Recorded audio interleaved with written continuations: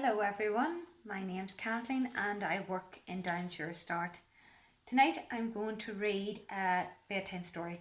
It's a little bit longer than normal, but I have read this and done this book with parents in parenting programs, and I just feel right now it's a book that we can all relate to. It's for your older children and even for yourselves, because we're living in an uncertain time and things are very, very stressful. So are we looking after our own mental health? Are we looking after each other? And to know that there's someone at the end of the phone, certainly in Sure Start, there's the best team in there. Lift the phone, ring in, get talking to someone. There's someone there 9 to 5, Monday to Friday, and there's always other helplines, but don't let your worries build up. So this wee book, I think, just can relate to what we're living through at the minute. Okay, so have a wee listen. A Huge Bag of Worries by Virginia Ironside.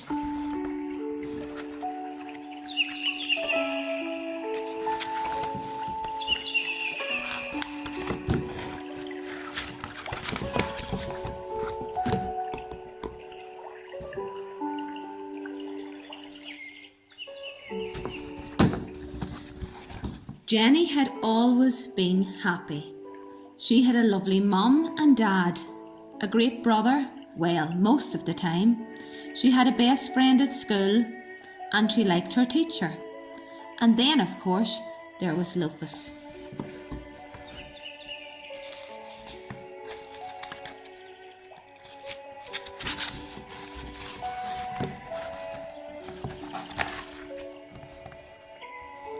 But recently, she had been getting gloomier and gloomier. It wasn't just one thing, it was everything. She worried that she was getting fat, that Lufus had fleas, and then her best friend was going away. She worried that she was getting bad marks at school, and she thought she'd heard someone whispering about her in the playground. She worried when her mum and dad had an argument, and she even worried about wars and bombs, until one day she woke up to find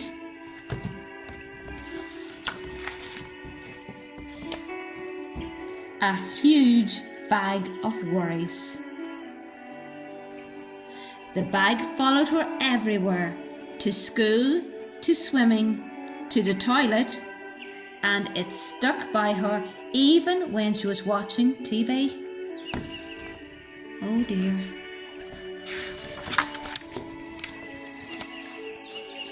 She tried ignoring it, but it didn't work. She tried throwing it away, but it always came back.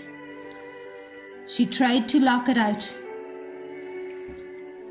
but when she got back to her bedroom, there it was, waiting for her. It was like a huge shadow she couldn't get rid of. What could she do?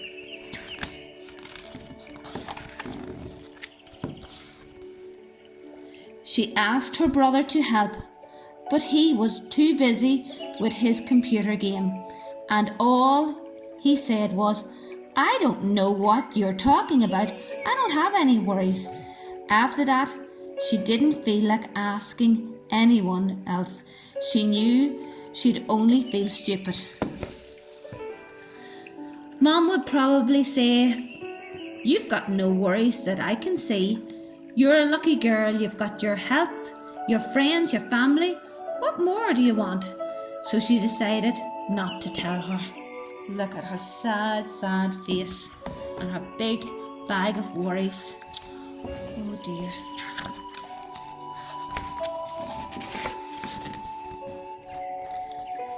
Dad might know what to do, but then she thought again. No, Dad had enough worries of his own. She couldn't ask him. Every day, things got worse.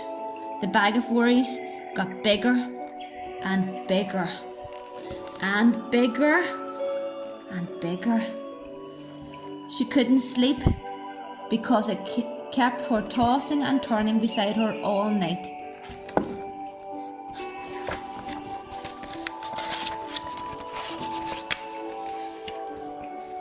To make matters worse, the bag dragged around her feet so much when she was walking to school that she was late and the teacher was cross.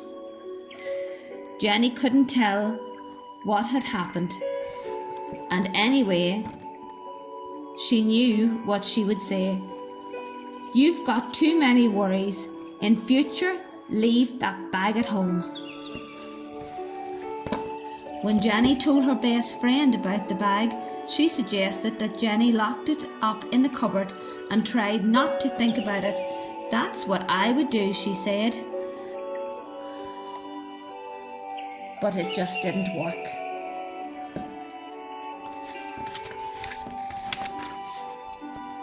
Even Lofus couldn't help.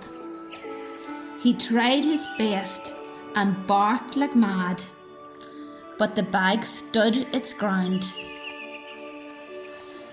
Oh dear, she's so sad. One morning, Jenny woke up, got dressed and walked down the road.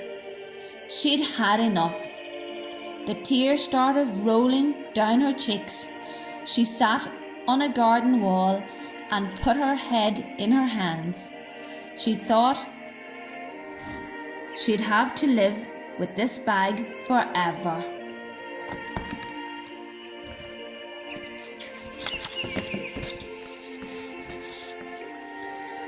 Then she heard a voice, and looking up, she saw the kindly old lady who lived next door. "Goodness," said the old lady, "what on earth is that huge bag of worries doing?" Through her tears, Jenny explained how it had followed her for weeks and got bigger and bigger and just wouldn't go away.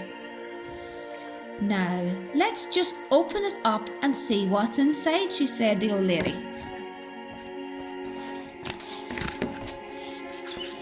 But Jenny said she couldn't. If she opened the bag, the worries might jump out, and who knew what would happen. "Nonsense," said the old lady firmly.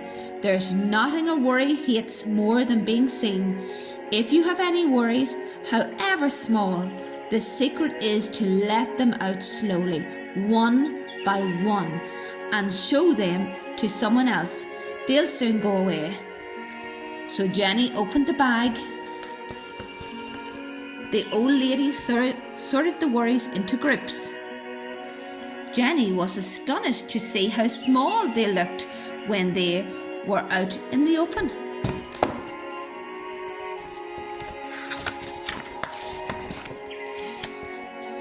Half of the worries disappeared because lots of worries just hate the light of day. And for the rest, the old lady put some in her shopping basket to deal with herself. Some she had sent packing because she said they belonged to other people. Some she just blew a kiss to. And some, she said, were worries that everyone had, even Jenny's family, her friends and her teacher.